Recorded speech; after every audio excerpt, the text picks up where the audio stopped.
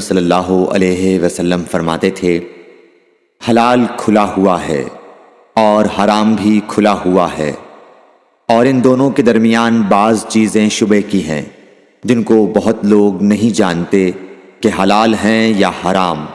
پھر جو کوئی شبے کی چیزوں سے بھی بچ گیا اس نے اپنے دین اور عزت کو بچا لیا، اور جو کوئی ان شبے کی چیزوں میں پڑ گیا اس کی مثال اس چرواہے کی ہے جو شاہی محفوظ چراگاہ کے آس پاس اپنے جانوروں کو چرائے۔ وہ قریب ہے کہ کبھی اس چراگاہ کے اندر گھس جائے اور شاہی مجرم قرار پائے۔ سن لو، ہر بادشاہ کی ایک چراگاہ ہوتی ہے، اللہ کی چراگاہ اس کی زمین پر حرام چیزیں ہیں، پس ان سے بچو۔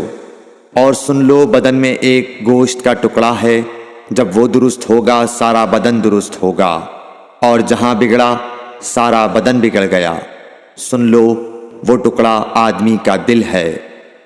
صحیح بخاری حدیث نمبر 52۔ خیر الخلق كلهم